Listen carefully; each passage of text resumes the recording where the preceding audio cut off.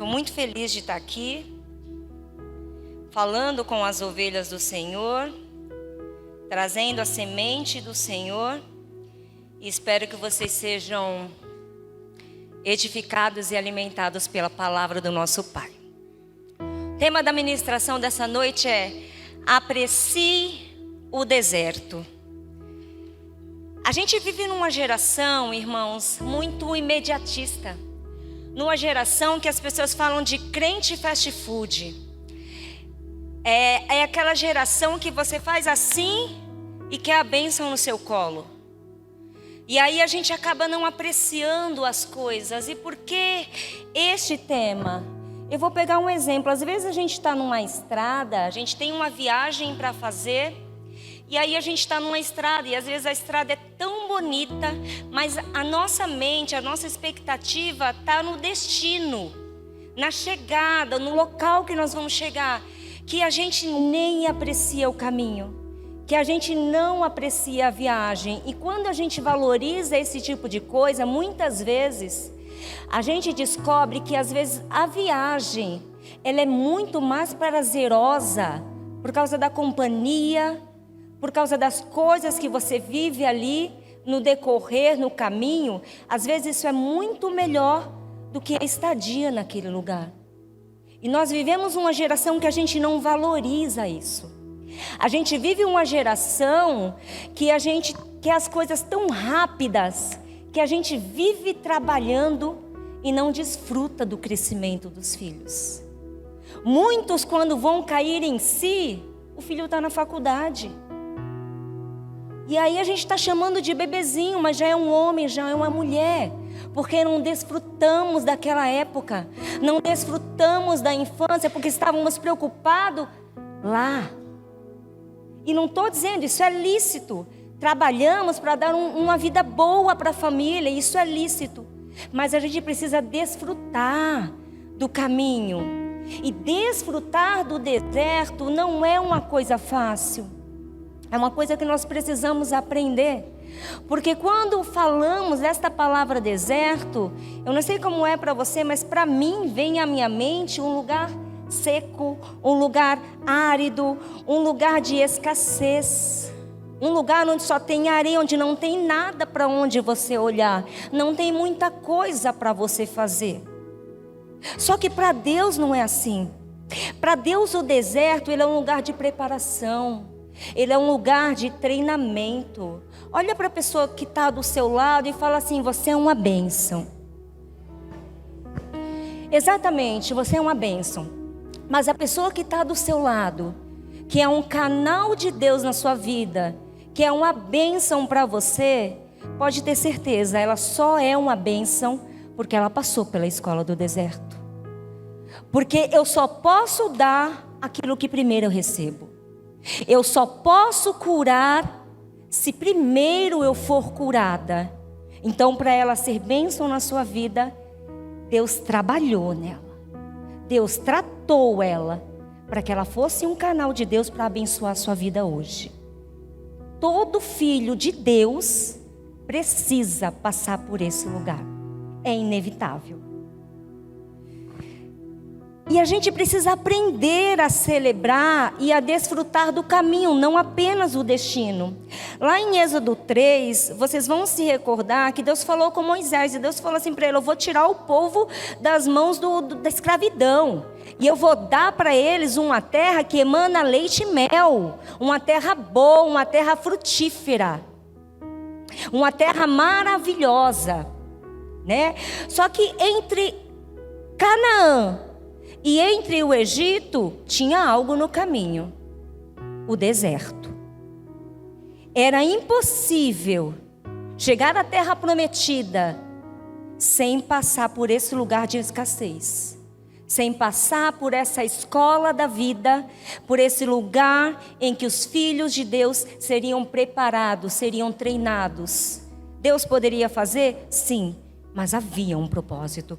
Como há um propósito de Deus para mim e para você, mesmo em meio à dor, mesmo em meio à luta, mesmo em meio à dificuldade. Até porque todas as coisas cooperam para o nosso bem, porque nós amamos ao Senhor. Amém? E no deserto também, irmãos, Deus operou muitos milagres. Diversos milagres. Eu poderia ficar a noite inteira falando de vários milagres que Deus operou no deserto. Êxodo 14, Moisés abriu o mar vermelho. No capítulo seguinte, a água amarga ficou doce, própria para tomar. Êxodo 16, Deus mandou um maná diário, para o povo não enjoar. Êxodo 17, Deus fez jorrar água da rocha. Mas não é sobre isso que eu quero falar. Porque nós sabemos que Deus opera milagres, amém? Quem aqui já viveu um milagre?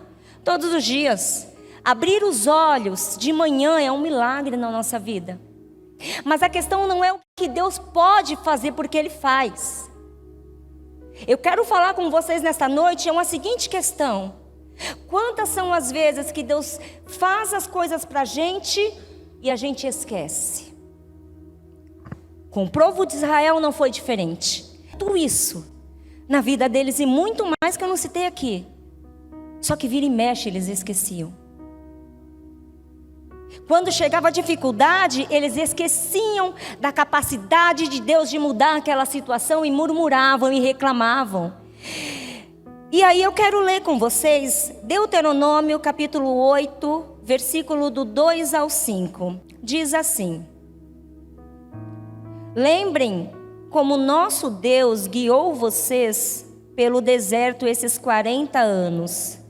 Durante esta longa caminhada, Deus os humilhou e os pôs à prova para saber se estavam resolvidos ou não a obedecer aos seus mandamentos.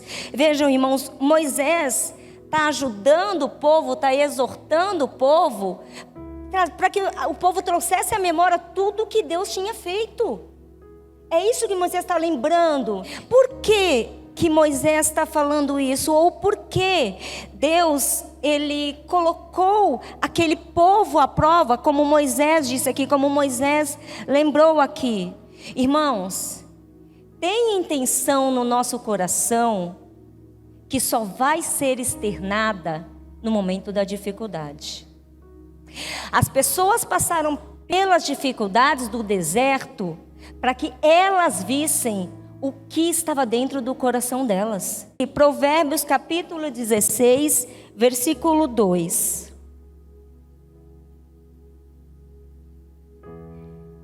Provérbios 16, capítulo 2, versículo 2 diz assim: todos os caminhos do homem parecem certos aos seus olhos, mas o Senhor julga as verdadeiras motivações. Ou na NTLH, você pode até achar que tudo que você faz é certo, mas o Senhor não julga o que você está fazendo. O Senhor julga a intenção do nosso coração.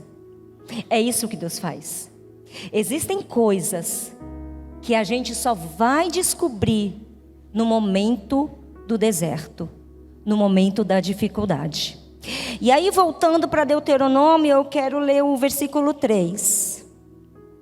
Ele os deixou passar fome e depois lhes deu para comer o maná, uma comida que nem vocês nem os seus antepassados conheciam. Deus fez isso para que soubessem que o ser humano não vive só de pão, mas de tudo que o Senhor Deus diz, dependência de Deus, não de coisas materiais. Versículo 4. Durante esses 40 anos, as roupas que vocês vestiam não ficaram gastas e os seus pés não ficaram inchados. Imagina, irmãos, 40 anos não ter um rasgo numa roupa. É ou não é cuidado do Senhor? Do que as pessoas tinham que reclamar? Tinham ou não tinham motivos para agradecer ao Senhor? Os sapatos não se gastavam. Versículo 5. Fiquem sabendo que o Senhor nosso Deus os corrige como um pai corrige o seu filho. A palavra correção, normalmente para nós, ela remete à disciplina, à punição. Eu me lembro de quando eu era pequena, irmãos, meu pai, ele era bem gordo, ele tinha um cinto muito grande. E a minha mãe cortou esse cinto no meio, deu metade para minha tia, e a outra metade ficou com a minha mãe. E a minha mãe colocou o nome desse cinto de Romeu. E o da minha tia era Julieta. Tanto é que até hoje eu não gosto de Romeu e Julieta. E era só a minha mãe falar, irmãos, pega o Romeu. Quando ela falava isso para uma das minhas irmãs, eu já tremia na base. Porque eu sabia que o Romeu ia machucar. E a minha mãe tinha umas falas assim, talvez seja frase clichê de mãe, né? Eu tô te batendo para o seu próprio bem. E eu pensava quando eu era pequena, que bem é esse que dói? Que bem é esse que machuca, que me deixa marcada? Outra frase que a minha mãe falava é isso que eu estou fazendo dói mais em você do que em mim. Irmãos, eu era criança, eu era adolescente e eu não conseguia entender essa fala da minha mãe. Eu não entendia, mas hoje, na minha vida adulta, quando eu leio o texto que nós vamos ler, Hebreus 12, versículo 7. Quando eu leio isso, irmãos, eu reconheço que a correção da minha mãe, que o Romeu, nas mãos da minha mãe, contribuiu para que eu fosse a pessoa que eu sou hoje. Para que eu tivesse este caráter. Se a minha mãe não tivesse feito aquilo quando eu era criança, talvez eu não fosse quem eu sou hoje. Mas só hoje eu entendo. Depois de alcançar uma certa maturidade, depois de ser mãe, depois de entender. Mas eu preciso ler isso aqui junto com você. Hebreus 12, 7 diz: suportem o sofrimento com paciência, como se fosse um castigo dado por um pai. Pois o sofrimento de vocês mostra que Deus os está tratando como seus filhos. Será que existe algum filho que nunca foi corrigido pelo pai? Irmãos, quem nunca foi corrigido de verdade é porque o pai não ama. Eles não são corrigidos como acontece com todos os filhos de Deus, não são com os preferidos, não são com os maus, são com todos os filhos de Deus. Então não são filhos de verdade, mas filhos ilegítimos. 9. No caso dos nossos pais humanos, eles nos corrigiam e nós, o que a gente fazia, igreja? Os respeitávamos. Então devemos obedecer muito mais ainda ao nosso Pai Celestial. E assim veremos. 10. Os nossos pais humanos nos corrigiam durante pouco tempo, pois achavam que isto era certo. Mas Deus nos corrige para o nosso próprio bem, para que participemos da sua santidade. Quando somos corrigidos, isso no momento nos parece motivo de tristeza e não de alegria. Porém, mais tarde, os que foram corrigidos recebem como recompensa uma vida correta e de paz. Quem pode dar um glória a Deus por essa palavra? Deus seja louvado, Deus seja exaltado, engrandecido por nos corrigir, porque Ele nos ama. E o que a Bíblia está falando, irmãos? Na versão King James, o versículo 10 diz que os pais corrigiam de uma forma que melhor lhes parecia. O que isso quer dizer? O homem é imperfeito, amém? Como mãe, eu sou imperfeita, eu posso errar. E eu posso corrigir os meus filhos de uma maneira que nem sempre vai ser a correta. Como seres humanos, nós não estamos 100% certo. E aí, como filho obediente, nós obedecemos aquela correção e o que eu falei, aquilo contribuiu para o meu caráter, para a minha vida adulta. Se um homem imperfeito corrige e nós sendo obedientes, obedecemos, aquilo traz benefícios para a nossa vida adulta. Agora imagina receber a correção perfeita vindo das mãos de um Deus perfeito. O que não vamos receber? Muito mais do que da mão de homens. Então hoje para mim, irmãos, a palavra correção, ela não tem o mesmo sentido, ela não tem o mesmo significado. Hoje para mim, quando eu vejo correção, eu entendo que eu estou sendo ensinada. Para mim, correção quer dizer ensino, quer dizer instrução, quer dizer amor e cuidado, não é punição. Deus não corrige um filho falando você está sendo punido. Quando Deus corrige é porque Ele ama E porque Ele quer que a gente se torne pessoas melhores. Melhores no quesito de mais parecidas com Jesus. Então não devemos recusar. E o povo não tinha como não passar por essa correção. Não tinha como não passar por essa mudança. Por quê? Eles precisavam desaprender algumas coisas. Ou muitas coisas. Eles viveram escravos no Egito por 400 anos. Pessoas nasceram naquele lugar. Eles não tinham outra mentalidade a não ser de escravos. Eles só conheciam aquela vida de jugo pesado, de escravidão, de escassez. Eles só conheciam aquilo. Se eles chegassem a Canaã com aquela mentalidade de escravos, eles simplesmente iam transportar o Egito para a terra prometida. Não iam fazer outra coisa. Só que a gente precisa viver Romanos 12:2. Mudar a nossa mente, mudar o nosso entendimento. E o Senhor quer fazer isso com a gente. E muitas vezes nós somos teimosos. A gente quer a terra prometida, mas a gente não quer mudar nada na gente. Desconstruir dói, e por isso a gente não fala sobre isso. Por isso a gente não quer tratar isso em nós, porque a gente não quer desconstruir. É o famoso, é o meu jeito de falar. Eu sou assim, Deus me criou assim. Você acha que não tem que mudar? Não, precisa mudar. Só que dói, só que machuca. Sabe, um exemplo de uma pessoa que precisou desconstruir muitas coisas foi Saulo. Saulo, judeu, perseguidor da igreja, defendia a sua opinião a pau e pedra. Era ou não era? Quantas vezes eu não fui como Saulo, igreja? Quantas vezes eu já não defendi a minha maneira de falar exatamente assim? Deus me criou assim. Quantas vezes eu já não conduzi a minha família achando que eu estava fazendo a coisa certa? E Deus falou, muda, desconstrói. Às vezes trazemos bagagem dos nossos familiares que Deus quer mudar. E a gente não quer desconstruir. E a gente quer continuar porque é muito mais fácil. Você parece que você aprendeu daquele jeito. E não é isso que Deus tem pra gente, irmãos.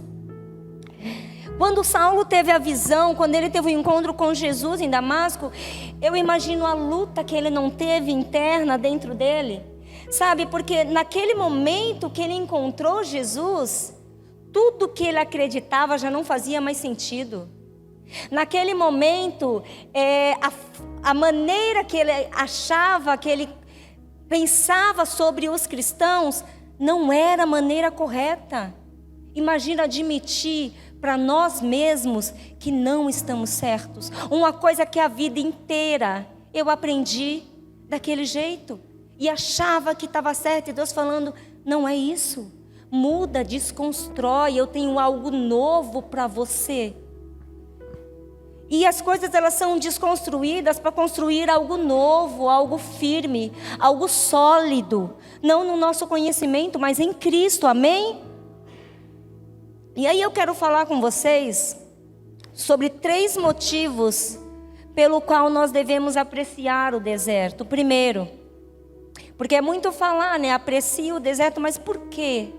Qual motivo eu tenho para apreciar um momento de luta que eu estou passando, um momento de escassez? Primeiro, deserto é lugar de se esvaziar. Deus tem muitas oportunidades para a gente, irmãos. E uma delas é fazer com que a gente se esvazie de nós mesmos. João Batista, ele foi chamado para preparar o caminho para o Messias, pregando o batismo de arrependimento. Mateus 3,3 fala que, conforme a profecia de Isaías, ele era chamado de a voz que clama no deserto. Quem era João Batista? Filho de sacerdote. Que direito ele tinha? Ele tinha muitos direitos como sacerdote. O Christopher pregou aqui na oferta há 2 domingos atrás. Ele tinha direito à oferta, ele tinha diversos direitos como sacerdote. Ele poderia exercer o sacerdócio, mas ele tinha um chamado. E ele abriu mão disso para viver uma vida simples no deserto, usando roupas simples, comendo coisas simples, se esvaziando dele mesmo, se esvaziando das coisas que ele poderia ter, das regalias que ele poderia ter, do status que ele poderia ter, para cumprir o chamado dele. Judeus enviaram pessoas para colocar ele contra a parede, e olha o que ele responde para essas pessoas, para os judeus. João capítulo 1, versículo 26 e 27, por favor.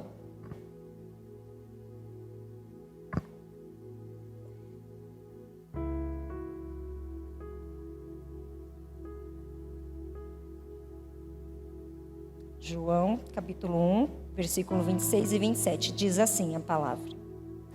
João respondeu-lhes, dizendo: eu batizo com água, mas no meio de vós já está quem vós não conheceis. 27. Ele é aquele que vem depois de mim, cujas correias das sandálias eu não sou digno nem de desamarrar.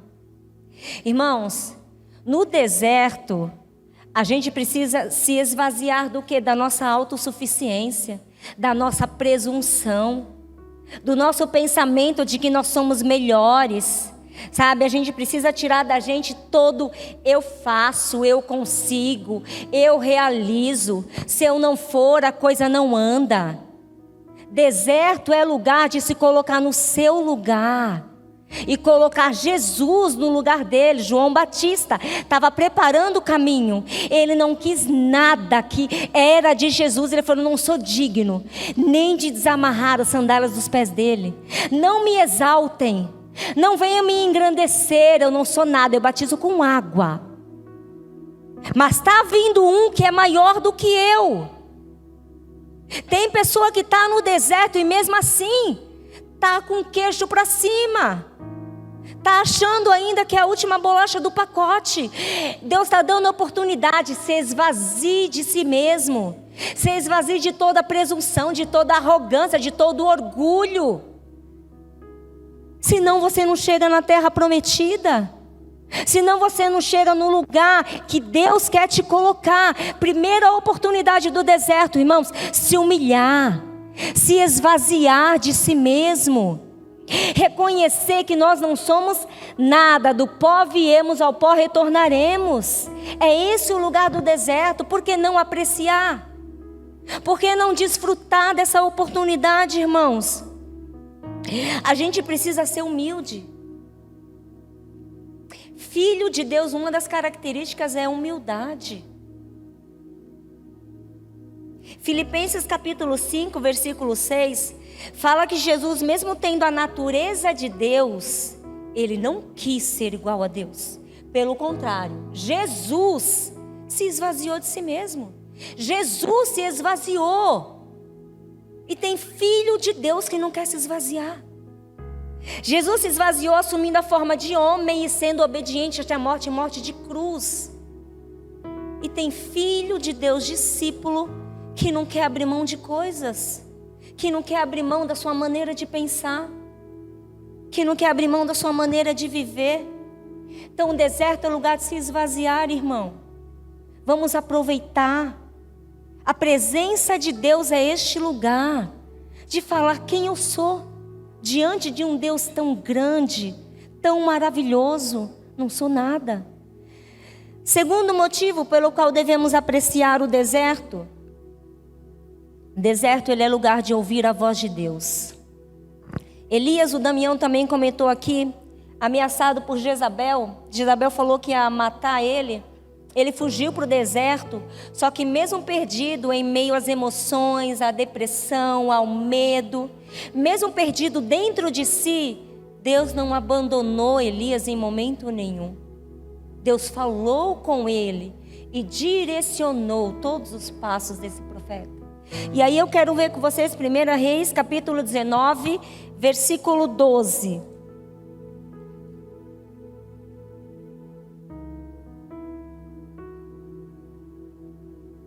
1 Reis, capítulo 19, versículo 12. Depois do terremoto veio um fogo, mas o Senhor não estava no fogo. Depois do fogo veio um sussurro calmo e suave. Um sussurro calmo e suave. Irmãos, Deus falou e direcionou Elias, porque alguns de nós, quando estamos no deserto, quando estamos passando por lutas, por prova, a gente fala que não ouve Deus. Por que a gente não consegue ouvir a voz de Deus? Porque Deus não fala num ambiente barulhento, Deus não fala num ambiente que tem muitas vozes, Deus não fala onde um medo está gritando dentro de você, Deus não fala onde a desconfiança está falando mais alto dentro de você, Deus não fala onde você está dando mais ouvidos para as circunstâncias do que para a voz dele. É impossível ouvir a voz de Deus quando eu dou mais ouvidos à voz da situação. A gente ouve a voz do Senhor quando aquietamos ao nosso espírito, quando damos uma ordem, quando encontramos quietude dentro de nós. Isaías capítulo 30, versículo 15 e 16.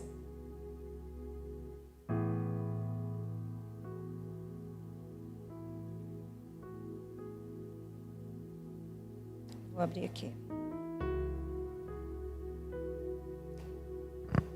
O 15, por favor. O Senhor, o Santo de Israel, diz ao seu povo: se voltarem para mim e ficarem o quê, igreja? Calmos.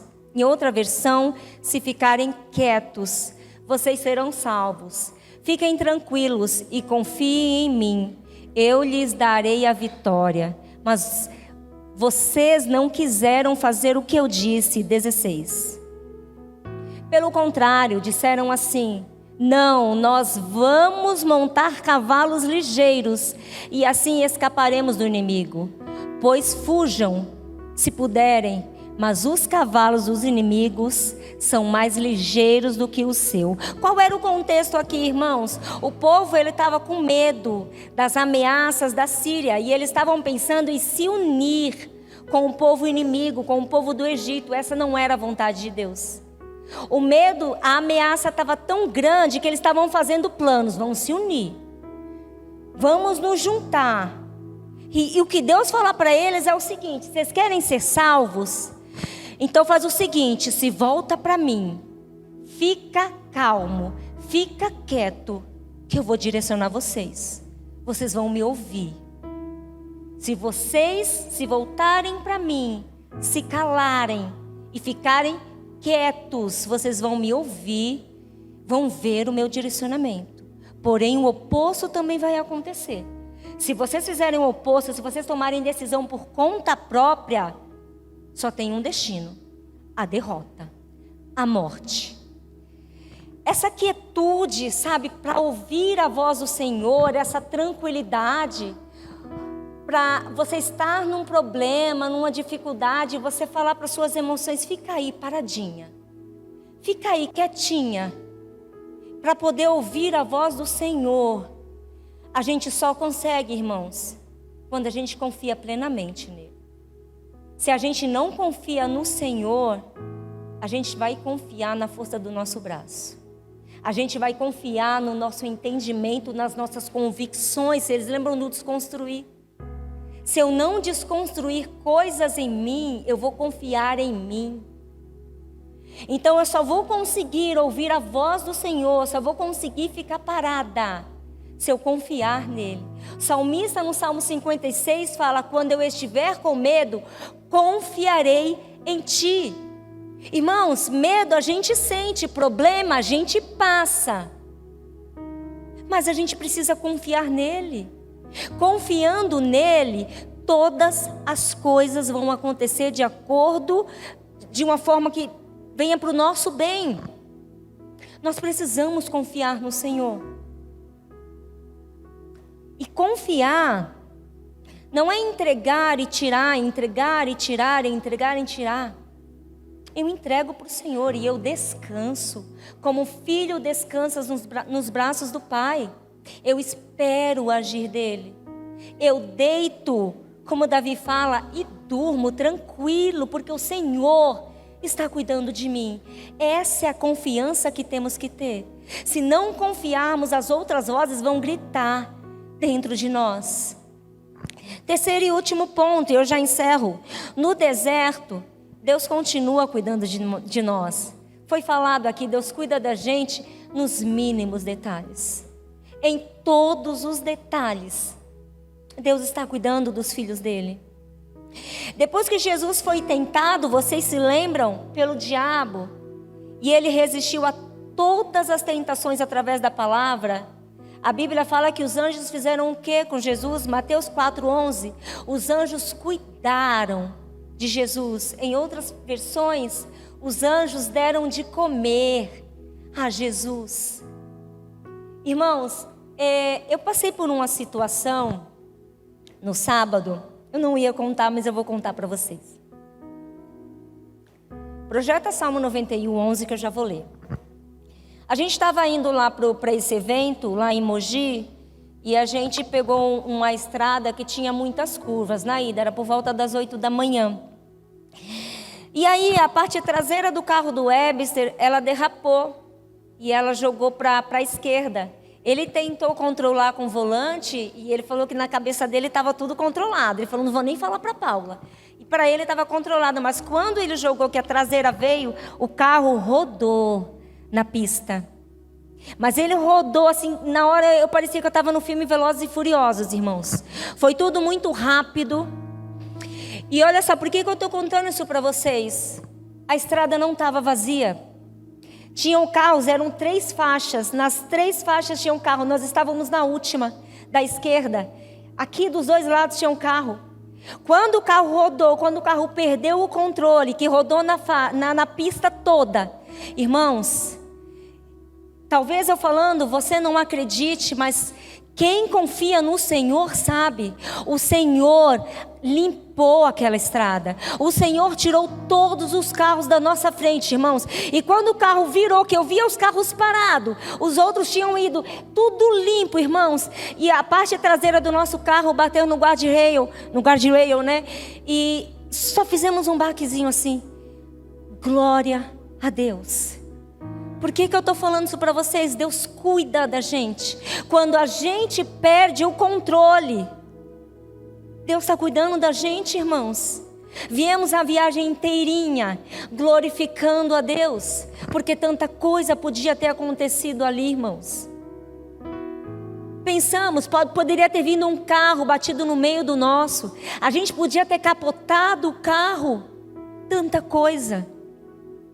Tanta coisa poderia ter acontecido com você quando você passou alguma dificuldade. Mas o Senhor cuidou de você. E continua cuidando, igreja. Então, como não confiar neste Deus? Nesse Deus tão poderoso, esse Deus de amor. Esse Deus que tem um controle de tudo. Você tinha o controle do volante, mas Deus tinha o controle das nossas vidas. E é isso que Moisés está fazendo com o povo. Precisa trazer à memória, irmãos, o que Deus tem feito por nós. Trazer à memória, olha de onde Ele te tirou. E olha quem você é hoje. Talvez para algumas pessoas você era um perdido, você era um nada. Mas Deus acreditou, Deus confiou, Deus cuidou de cada um de vocês, irmãos. E Deus não faz nada à toa. Salmos 91:11, Deus mandará que os anjos dele cuidem de você para protegê-lo aonde quer que você for. Não importa onde você está. Deus vai mandar anjos. Deus vai cuidar de você nos mínimos detalhes, irmãos. Eu me lembro uma vez em que a gente estava passando uma certa dificuldade com dinheiro.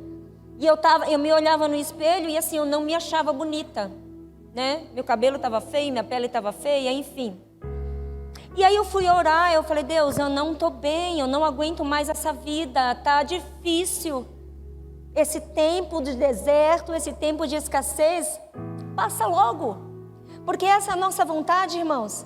A gente quer passar pelo deserto, mas de uma maneira tão rápida que a gente não desfruta. Que a gente às vezes nem percebe os milagres que Deus faz no meio do deserto. E aí eu estava falando com Deus, eu falei, Deus, eu já não aguento mais passar por isso. E aí eu me lembro que a pastora Nádia, não disse isso para ninguém, isso foi em oração. E eu me lembro que a pastora Nádia, do nada, uma vez ela falou assim, Paulinha, aqui está o dinheiro. Não lembro se ela me deu o dinheiro, se ela fez alguma coisa. Ela falou assim, vai cortar o seu cabelo, vai cuidar do seu cabelo. Irmão, quando ela me falou aquilo, eu falei assim, fruto da oração. O que é isso? Cuidado de Deus, provisão de Deus em meio ao deserto. Eu não precisei abrir a minha boca para ela, mas eu fui aos pés do Senhor. Quando eu estava no deserto, eu abri os olhos. É isso que a gente tem que fazer. Deus está fazendo tanta coisa por nós, irmãos. Só que a gente só está olhando a areia, a gente só está olhando a escassez, a gente só está olhando as coisas difíceis e não está apreciando o que Deus está fazendo por nós. Deserto é lugar de milagre, irmãos. Deus está fazendo, Ele está operando, só que muitas vezes nós não estamos vendo, porque queremos o destino, porque queremos chegar àquele lugar. E Deus está falando, você só vai chegar quando você mudar. Quando você for tratado, quando você se esvaziar de si mesmo, irmãos. Eu não sei qual é o deserto que você está passando. Meu deserto eu já passei por muitos. Talvez o seu deserto seja o desemprego. Talvez o seu deserto seja o divórcio. Talvez o deserto que você está hoje, irmão, seja uma doença. Seja ele qual for, eu não sei qual é. Mas Deus que te criou, que te formou e te escolheu quando você estava no ventre da sua mãe, Ele sabe e Ele está cuidando de você. Então não murmure, não reclame, não olhe apenas o destino, não olhe apenas o lugar onde Deus quer te colocar, mas viva esse momento, viva este lugar. Desfrute desta presença. Pode ser que esteja doendo, sim, pode ser. Mas extraia coisas boas desta dor, porque Jesus está cuidando de você. Deus está cuidando de cada um de vocês. Se coloquem de pé, por favor. Irmãos, deserto é um lugar de formação de caráter. Não só de caráter, mas é um lugar de formação de propósitos. Quantas pessoas, quantos filhos de Deus são preparados no meio do deserto? Não pensem que a gente vai ser preparado no início da caminhada ou só no final da nossa trajetória.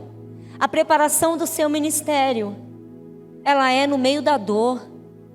A preparação do seu chamado, ela é quando você está cada vez mais se esvaziando de si. Se a gente não se esvaziar de si, se a gente não parar para ouvir Deus, se a gente não confiar completamente nele, a gente não vai ser a pessoa que Deus nos chamou para ser. Deus, Ele é especialista em preparar uma mesa no meio do deserto. Ele abre caminhos, Ele abre portas, Ele opera muitos milagres, irmãos. Desfruta deste lugar. Não queira passar muito rápido, por mais que esteja doendo. Viva um dia de cada vez, extraia o máximo que você puder do Senhor. Quando estiver passando por lutas, não pergunte por quê. Nem sempre Deus vai te responder, ou não vai te responder naquela hora. A pergunta que devemos fazer quando estamos no deserto é: para quê? O que o Senhor quer de mim? O que eu tenho que fazer para ser aprovada pelo Senhor? Para que eu estou neste lugar?